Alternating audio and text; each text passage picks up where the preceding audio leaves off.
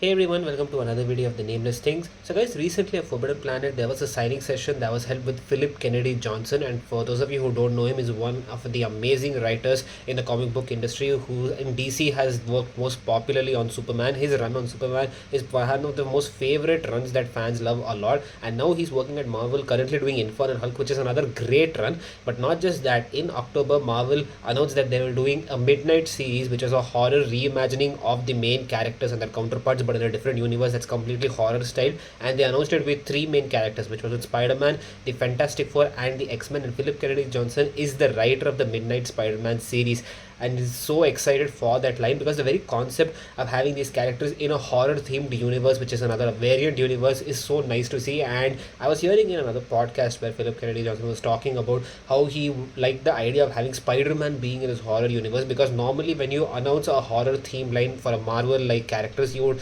imagine characters like maybe Werewolf, Ghost Rider, Blade, Moon Knight, people who set into the tone, but then there would be nothing different. So instead they're taking characters who really in their main universe have no correlation with horror, like Spider-Man. He's a happy guy, he's quippy, he's comical, he's funny, he inspires hope. But what happens when that guy gets in a complete horror makeover, something that's very grotesque and eerie? So that's basically what the Midnight Universe is. And the reason I'm talking about this because I'm of course very excited for this run to come out on 7th October. All these three which will come out on 7th October. But when I went for the signing, he had on his table this Noir Ashcan edition of the Midnight Universe, which has a few glimpses of the comic books that come from all the runs, from Spider-Man, from Fantastic Four, and from the X-Men. And not just that, it has also a few quotes from all the creative teams that's working on these individual titles, something about the theme that is running for all the variant covers that come out for this first issue. And of course, as you guys saw in this, I also got it signed by him, and it was super fun meeting him, guys. Like, it was super chill talking with him. I asked him a few things about the Midnight Universe. I told when I saw the first look of the Midnight Spider-Man how it reminded me of the Man Spider that we saw in the Spider-Nova series, and he told this is something that you have never seen before when it comes to Spider-Man being in this very horror and grotesque like universe. And he also said that in another podcast, of course, he said that his biggest challenge when reimagining Spider-Man's universe is if the comparison is going to be done with Man Spider, which is so popularly remembered from the early comics and from the animated show. So he said this and that are going to be common comparisons that are going to make that both will really love a lot. So having heard so much about this universe, I am really stoked for it, and I thought I'll give you a glimpse into this Ashcan that shows a little preview of all that is there. And I have to say, guys, in Noah style, this series hits really well. I don't know if Marvel's going to release all the single issues in Noah style, but I really hope that once the issues come out and there's enough to make a trade paperback, they do release a Noah version of it, because this artwork in Noah style is going to look really good. So without giving any more build up, guys, let's take a look into this Ashcan.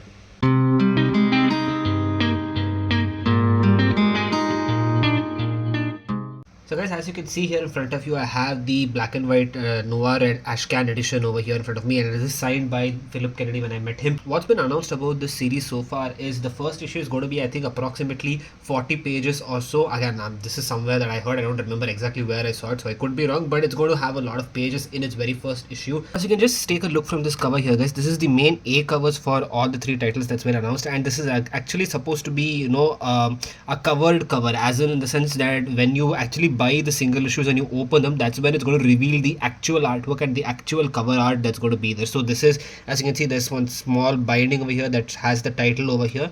So this is when you buy off the stands and open the flip cover, that's when the true cover art is going to be revealed. So that's pretty awesome. So opening up here, we've got the first look over here. So we have a little bit of write-up over here that just tells us about this new universe. So I'll just read it out for you. You hold in your hands a dangerous harbinger of terror yet to be born, a specially created preview of the black and white artwork along with the message from the creators behind Marvel's new storytelling initiative, the Midnight Universe. In this creator-driven line, some of Marvel's most acclaimed modern talents are given free rein to take the world's greatest heroes through chilling transformations. With boundaryless storytelling, shocking twists, and rich interconnected lore, the Midnight Universe is perfect for both new readers and long-time fans to enjoy. The Midnight Universe will emerge on October 7th with the three debut issues arriving together as the only Marvel Comics release that day. In Midnight Spider-Man 1 by Phillip Kennedy Johnson and Cy Tronk, Cytronk, Spider-Man discovers that with great power comes something monstrous. In Midnight Fantastic Four issue 1 by Benjamin Percy and Kev Walker, a scientist's curiosity accidentally unleashes ancient terrors upon the world while also transforming himself and three others in strange and horrifying ways. In Midnight X-Men issue 1 by Jonathan Hickman and Matteo Della Fonte, the X-Men's battle is no longer one of acceptance but of survival and blood. Embrace the darkness this October when the clock strikes midnight at your local comic shop.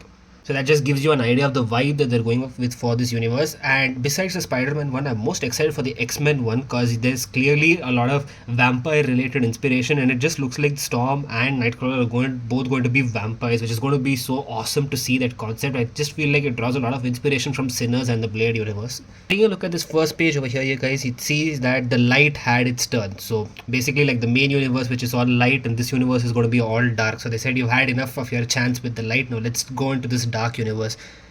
Befitting the line's mysterious, ominous era, the main covers of the Midnight titles will be presented in cloaked cover trade dress, the full artwork only revealed when turning to the first page. With the exception to the debut issues, the full artwork will remain shrouded in shadow, only revealing themselves to readers daring enough to pick them off the stands. And that's what I was saying, that the first issue covers are going to be all cloaked and covered. You need to pick them off the stands and then flip them open to see the true cover art. So we're starting with the Midnight Spider-Man, and we have a note here from Phillip. I'll just go to read that out. With great power should come great responsibility. That's what Peter Parker believes in his heart. But life has taught him a different lesson, that power makes monsters. That the richest and the most powerful take responsibility for nothing, are held accountable for nothing. Peter dreams of being powerful himself to prove it's possible to wield power responsibly, maybe even heroically. But when he becomes a victim in a monstrous Oglycork's obsession with immortality, his newfound power turns him into a monster too, and his dreams of transformation become a desperate attempt to reclaim his humanity before it's lost forever. So that just gives you an idea of the setup that they're going for in this universe. And honestly, when they announced this, I thought this was going to have a period setting. I don't know why, but that was just my presumption. But this seems to be set in a modern era, which is fine. And as you can see over here, actually, the one thing that he also spoke about in the podcast when he was talking with someone else is that the predominant villain that will be lowering in the background, kind of like how Absolute Joker is in the Absolute Batman series, it's going to be Norman Osborn in this universe.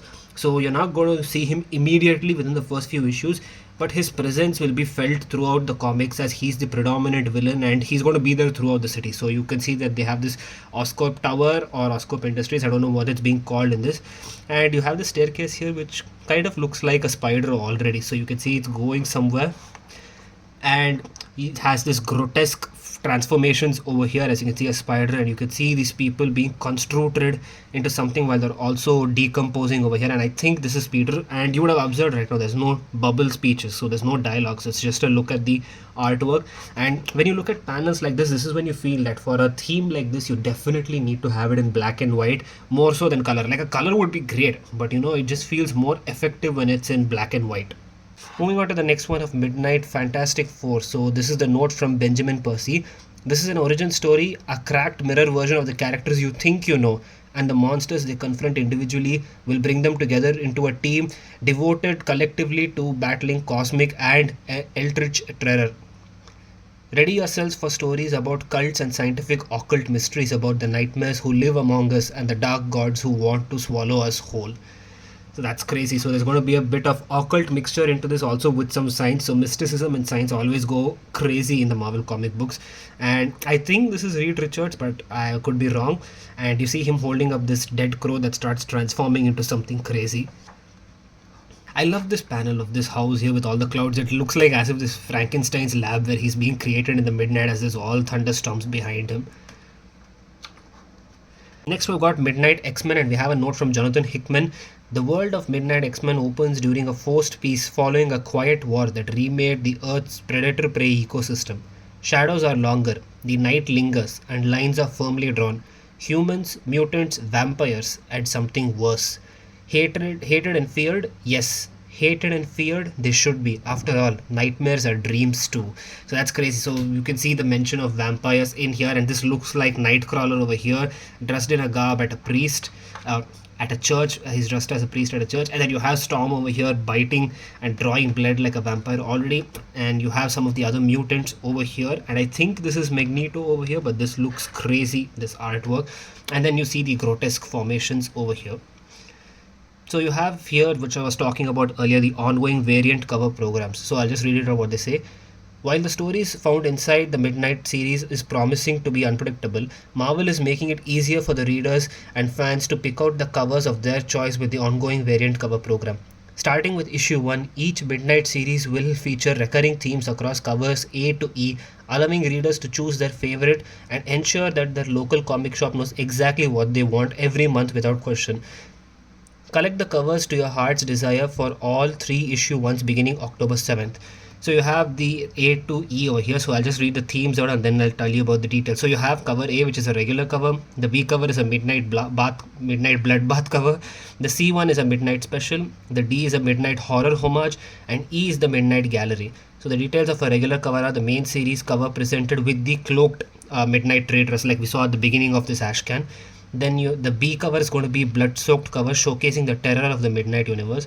The C cover is going to be the cover showcasing the midnight reimaginings of the Marvel heroes that are new and also some which we are familiar with and some which are the new ones. Then you have the horror homages, which is inspired by iconic horror images, probably giving homages to some very pop culture horror-like images. Then you have the last one, which are covers of the haunting Midnight Universe, and you have a couple of examples over here to show, this one is a cover C, this one is a cover B, and this one is a cover D.